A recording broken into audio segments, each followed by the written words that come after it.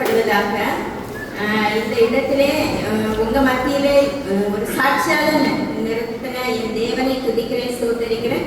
இந்த ஒரு தருணத்தை தந்த தேவனுக்கு முதலாவது என்னுடைய நன்றியை தெரிவித்துக் கொள்கிறேன். அடுத்தபடியாக இந்த இடத்துல சாட்சி சொல்றதுக்கு எனக்கு ஒரு வாய்ப்பை தந்த எஃப்சி ஆண்டிக்கும் என்னுடைய நன்றியை தெரிவிக்கிறேன். இந்த இடத்துல நான் ஜீவனோடு இருக்கிறது தேவனுடைய சுத்த கிருபை. ஜனவரி 20ஆம் தேதி திடீர்னு எனக்கு ஒரு செஸ்ட் பெயின் வந்தது.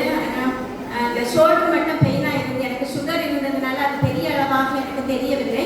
ஆனால் எனக்கு இதில் ஒரு குத்து அப்படின்றது கேஸ்ட்ரைட்டிஸ் ப்ராப்ளம் மாதிரி இருந்தது. இப்போ நான் அதை பெருசாக அதை யோசிக்காமல் சரி ஒன்றும் செய்யாது அப்படின்னு தான் இருந்துட்டு இருந்தேன். ஆனால் திடீர்னு அதாவது 20ஆம் தேதி சாயங்காலம் ஒரு 5 மணி போல என்னால் ரொம்ப முடியலை.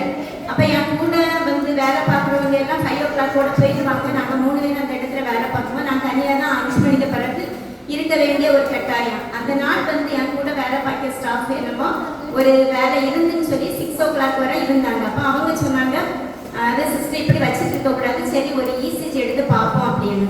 ஆனால் நான் அதுக்கு சம்மதிக்கலை. எனக்கு ஒன்றும் செய்யாது சிஸ்டர், அது கேஸ்ட்ரைட்டிஸ் ப்ராப்ளமாக தான் இருக்கும். நான் கட்டாயத்தின் பேரில் தான் என்னை கூட்டிகிட்டு போய் ஒரு இசிஜி எடுத்தாங்க.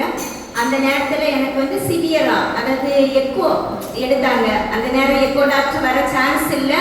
பட் அந்த 1 hourல பிசிஷியன் டாக்டர், எக்கோ டாக்டர் எல்லாருமே அந்த இடத்துல இருந்தாங்க. இது தேவனுடைய கிருபை. எக்கோ எடுத்து சொன்னாங்க, இபி 70 இருக்கணும், அது 45 தான் இருக்குது, உடனே ஆஞ்சியோகிராம் பண்ணணும் அப்படின்னு சொல்லிட்டு. அப்போ எனக்கு எதுவுமே, அதாவது அந்த ஒரு இக்கட்டான சூழ்நிலை, திக்கற்ற சூழ்நிலை அப்படிதான் நான் சொல்ல முடியும். எனக்கு என்ன செய்யணும்னு தெரியலை. நான் எஸ்ஸப்பா என்ன செய்யறது இந்த சூழ்நிலையில அப்படின்னு சொல்லிட்டு. அப்போ எல்லா ட்ரீட்மெண்ட்டும் படப்படா ஸ்டார்ட் பண்ணாங்க. ஸ்டார்ட் பண்ணிட்டு இன்ஜெக்ஷன் எல்லாம் போட்டாங்க, ஃபர்ஸ்ட் எய்ட் எல்லாம் பண்ணிட்டு சொன்னாங்க அது உடனே ஆன்ஜியோ பண்ணணும் அப்படின்னு. அது எங்கே போகணும், என்ன செய்யணும் எதுவுமே எனக்கு தெரியாது. ஆனால் ஹஸ்பண்டுக்கும் அதை பற்றி சரியா தெரியவில்லை. அப்படி இருக்க சூழ்நிலையில தான் ஒரு 3 days நாங்கள் ஒர்க் பண்ண ஹாஸ்பிட்டலில் தான் எனக்கு ட்ரீட்மெண்ட் பண்ணாங்க. ஆனால் அங்கே இருக்கும்போதே மறுபடியும் எனக்கு செஸ்ட் பெயின் வந்துட்டே இருந்து மெடிசன் அவ்வளோ கொடுத்த பிறகு கூட என்னால் அது கிளியர் ஆகலை. பெயின் இருந்துட்டே இருந்து. அப்போ ட்ராப்டி டெஸ்ட் பார்த்தது, ஃபஸ்ட்டு பார்த்ததுலேருந்து அது சிவியர் பாசிட்டிவாக இருந்தது. அப்புறம் திருப்பி இசிஜி எடுத்தாங்க, அதுலேயும் சேஞ்சஸ் பயங்கரம், அதாவது கூடுதலாக இருக்குது. அப்புறம் டியூட்டி டாக்டர் சொன்னாங்க, சிஸ்டர் நீங்கள் வச்சுட்டு இருக்காங்க, உடனே நீங்கள் போய் இது ஆஞ்சியோகிராம் பண்ணி தான் பார்க்கணும் அப்படின்னு.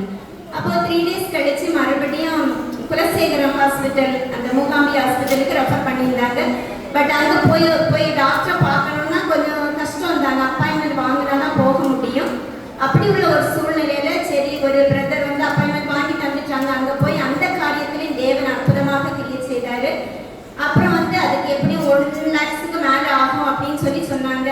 ரூபாய் வசதி அதெல்லாம் ஒரு கஷ்டமான சூழ்நிலை இல்லை. எஸ்ஸப்பா நான் என்ன செய்வது அப்படின்னு. ஆனால் எனக்கு தெரிஞ்ச எல்லா ஊழியக்கார பிள்ளைங்களுக்கு, ஜெபிக்கிறவங்களுக்கு எல்லாருமே மெசேஜ் தான் பண்ண முடிஞ்சது. என்னால் ரொம்ப பேச முடியல.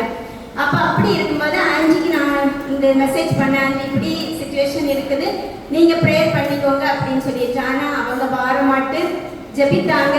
அந்த சாட்டர்டே கிளாஸ் பிள்ளைங்களுக்கு என்ன யாருன்னு தெரியாது, ஒரு சிலருக்கு தெரியலாம், டீச்சர்ஸுக்கும் தெரியலாம்.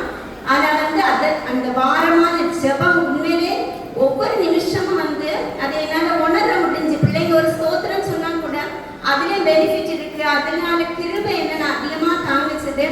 அவங்களுக்கு ஒவ்வொருவருக்கும் என்னுடைய நன்றியை தெரிவித்துக் கொள்கிறேன்.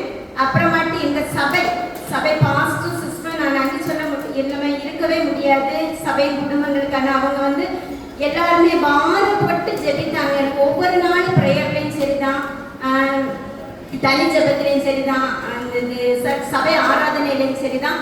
ஒவ்வொரு நாளும் அவங்க ஒரு வீட்டில் உள்ள ஒரு நபர் மாதிரி எல்லாரும் பொறுப்பெடுத்து பாரத்தோடு ஜெபித்தாங்க. ஆனால் அது என்னால் உணர முடிஞ்சு. ஒவ்வொரு நாளும் எனக்கு அந்த கிருபை தாங்கிறது, அவங்க ஜெப சப்போர்ட் பயங்கரமாக இருந்ததுனால தான் இன்னைக்கு நான் உங்கள் மத்தியில் ஒரு ஜீவனோடு நின்று ஒரு சாட்சியாக தேவன் என்னை வைத்திருக்கிறாரு. தேவனுக்கு 1000 நாள் இருந்தாலும் நன்றி சொல்ல போதாது. அவ்வளவு பெரிய அற்புதங்களை அதிசயங்களை தேவன் செய்திருக்கிற ஒவ்வொருடைய ஜெபத்தை கேட்டு எஸ்ஸப்பா அற்புதமாய் செய்தாங்க. எல்லா தேவைகளையும் சந்தித்து தந்தாங்க. அதாவது ஒவ்வொரு நாளும் ஒவ்வொரு நேரமும் ஒவ்வொரு நிமிஷமும் ஆண்டவர் தான் சுகபத்திரமாய் பாதுகாத்து ஜீவனை தந்து இந்த இடத்துல சாட்சியா நிறுத்தினேன். தேவனை துதிக்கிறேன், ஸ்தோத்திரிக்கிறேன். ஜெபித்த ஒவ்வொருவருக்கும் என்னுடைய உலகத்தின் ஆழத்தில் இந்த நன்றியை கோரி